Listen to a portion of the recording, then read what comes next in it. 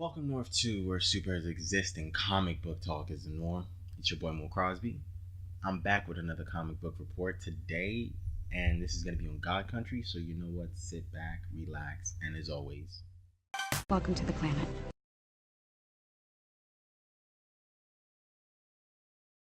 First things first is I want to give you a brief story on why we decided to start doing our book reports a little differently.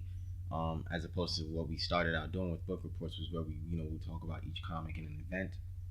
We decided that was a little tedious, and we would just compile the whole event and talk about the whole event and each issue in that one compilation. So as opposed to like giving you every week or bi-weekly or monthly or whatever, however they came out, we would just do it one time when it's all said and done. And that's why we have been slow on our Secret Empire book reports. Not that we're not reading Secret Empire, because we are, trust me.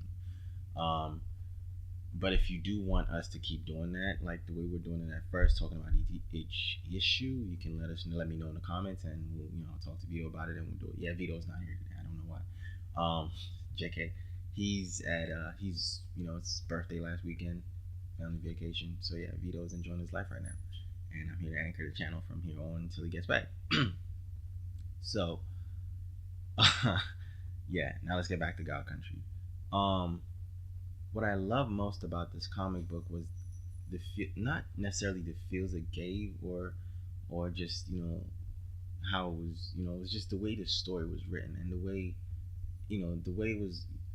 You take a regular human being and a regular something that happens on the regular, like the disease that was mentioned in this comic book, and you take it and you fantasize it, and you make it so that if you know someone who's suffering from the disease, or you know someone who's going through something like this, you can know how to talk to them.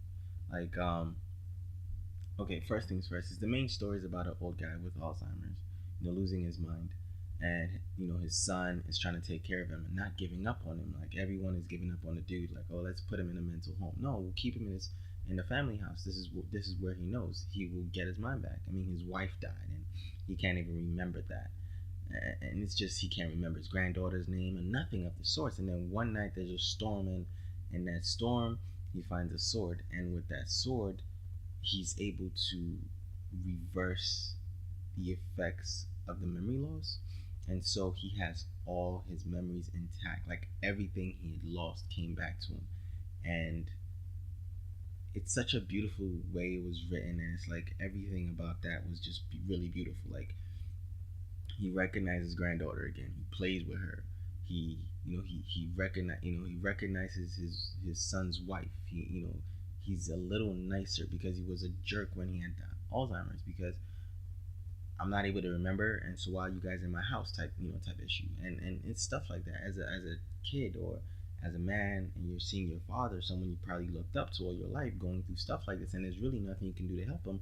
That has to break you down somewhat. But he didn't give up on his father. He didn't give up on his family, and that's literally the story moving forward. Is the son, the son not giving up on the father, and then the father is now not giving up because he wants to have this family. He wants to be here for this family. And the reason I say the father not giving up is because imagine a sword called the God of Blades, the sword of all swords, comes to you. You know that there's trouble coming with the sword. Like someone has to have owned this sword, and someone who knows the power of the sword doesn't just want to give it up to you. And that's exactly what happens. The owner of the sword is chasing after the sword, or everyone is chasing after the sword. Everyone wants the sword. But again, the thing about the sword is, what's beautiful about the sword is it picks its owner. You're not just gonna handle the sword. You have to be chosen by the sword.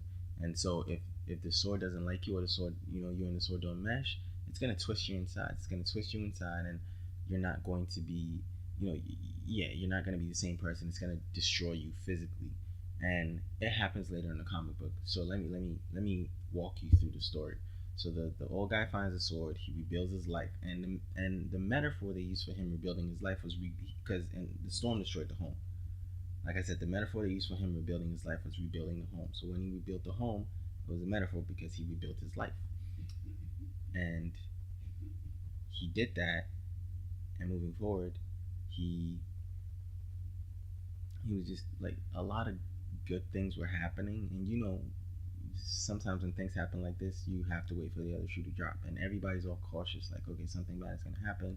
The first thing that happens is a demon that comes through with the sword, but the old man kills the demon, and then the sword's owner, which is the person that makes the god of all blades, has to be a god himself, the god of all realms, and he sends his son to come get the sword, and he's like, no, I'm not giving up the sword. I know everyone here. I'm never giving this up. Like, this isn't, you're not taking this from me.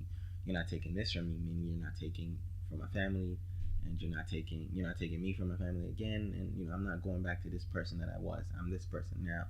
And Quinlan is the name of the old guy, and the son of the god are talking, and it's like, so you really don't want to give this up, because if you don't, like, the next time I come, we won't be talking. They actually have a bond.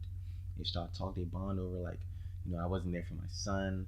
My son never really understood what I was doing for my life. Like, and when I started losing my mind, I couldn't be there for him. Like, I went to his wedding. I didn't even go to his wedding. My wife died, and I didn't even remember that. I don't know how I dealt with that. And it's just all these things, these memories are coming back to me, and it's like, no, I'm not giving this up. Like, you're not going to get me to give this up. And then the god said, okay, all right, fine, you don't want to give it up. He sent his other son. So imagine it's a god, and then he has a son who is, like, I will say maybe Poseidon, and then there's Hades. So he sends Hades, or the representation of Hades, to go get the sword. And that guy comes to get the sword, but he also sends demons to, because he's the god of the dead. And so he sends demons or dead people to come, help distract Quinlan, so he can go take Quinlan's granddaughter. He takes Quinlan's granddaughter, he takes her to hell, and Quinlan has to go to hell to go grab his granddaughter. And when he gets there, the god of the dead resurrects his wife. And not even for a brief moment, for a moment, he drops the sword, grabs onto his wife, and this is all he's ever really wanted besides having these memories, is his wife back, so he can live the last few years of her life with her. That is just so powerful. He didn't have that, and that God gave it back to him, and it was so sad because it wasn't real. It was very temporary, but for someone who didn't even remember his wife dying, that was intense. The god of the dead picks the sword up, but the sword says to him, because the sword can talk. I'm sorry, I never talked about that. The sword can talk. The sword says to him, I didn't choose you, and because I didn't choose you, I'm going to twist you from the inside out. And the sword, deforms him, and Quinlan's wife disappears. He stands up, he destroys the guy. He destroys the god of the dead and goes back, with his granddaughter, goes home and returns the granddaughter to the wife and the son. And everybody's happy again. We're good now. Things are great. The god of the actual god of the realms, god of all realms, we get his backstory and how he destroyed a star to create the sword. And by destroying the star, he ended up destroying the center of that universe. So he had to use whatever his powers to hold the universe together. And so he's constantly holding the universe together with his powers. So that's why he's not going to get the sword himself. Then he sends his other son, the son he sent in the beginning, to get the sword. Dresses him up like a titan. They fight, and his son is like, I can't go back home if I don't get that sword. My dad is gonna disown me. And Quinlan is like, I don't care. This is my sword now. This is my life. I'm not giving this up. And if I have to destroy you for me not to give it up, then I will do that, because we had a bond. We kind of gelled out. We kind of like friends. It's like, yeah. And so they fight, and it was like literally almost a fight to the death. But during the fight, they go back. He transports himself back to his house, and he's about to destroy the guy. And his son is like, Dad, no, don't do it. So prior to all this, I jumped ahead too far. Prior to all the fighting, the dad and the son had a moment. The son and the wife had a moment where the dad was playing with his granddaughter. It's like, I never saw my dad like this. Not even growing up. My dad was never this warm to me, so I'm kind of jealous. And the wife is like, no, you don't need to be jealous. This is who he is now, because he's trying to make up for time with her. So don't think about yourself in that position. And then the dad and the son have a moment, And he's like, well, you were never like warm towards me. Why? And the dad's like, you were always a little, you were always you were always soft. Like, I can't believe you're my son. Da da da da da, and stuff like that. It's kind of like the macho thing where you kind of push him away. Where instead you want to say you love him, but you push him away. And that was something that they addressed in here because, and I'll tell you why I just mentioned that now. So moving forward to Quinlan and the sons, the godsons, fight.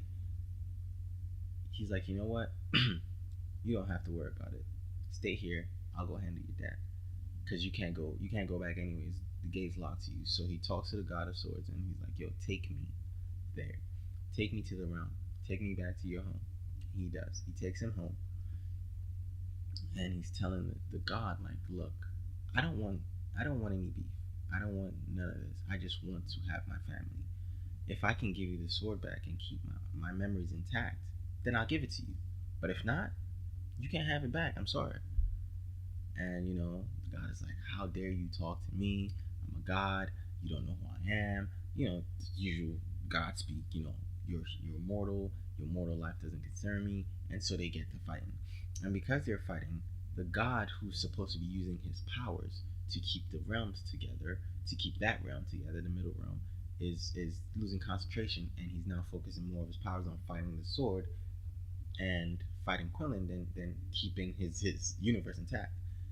And he finally at some point stabs Quinlan and uses his god magic to stab Quinlan, and Quinlan launches the sword at him, injures him. And his son back on Earth is like, I can feel my dad's block fade. Like, things are happening here that shouldn't be happening. And he's about to teleport back to, his home. And Quinlan's son is like, let me go with you. I want to go with you. I want to see my dad. And they go together. And Quinlan gets there and his dad is kind of hurt. After launching the sword at the god, the sword comes back to Quinlan because he chose Quinlan and is like, look. And in the last minute, he's dying. He tells his son, finally tells his son he loves him. And the son picks his sword up. And in that moment gets a flash of all the father's memories. Like when he was born, when he was in grade school, everything he went through, and everything the dad wanted to say to him, he got in that sword. So that was a very, very powerful moment he got from the sword. So, he ends up teleporting himself back home. The realm is dying or dead. Nobody knows. He gets home. And he just goes to hug his family, crying. And, but the most interesting part of this book is it's narrated by, I think, a third generation, because, the granddaughter's kid or granddaughter's grandkid. So a couple generations away. So that's we're getting this story narrated to us by maybe a third, fourth, fifth, sixth generation, from the family. And even they say, this is what happened. This is what we're told happened. We don't even know the truth. And also, at the end of the day, we don't know what happened to the sword. And that's why I'm telling you, I want more. Because I want to know what happens to the sword. I want to know if there's more of this. I want to know if this is a sword that goes down the generations, or it was just lost to everyone at the end of it. This was really good. I just gave you cliff notes.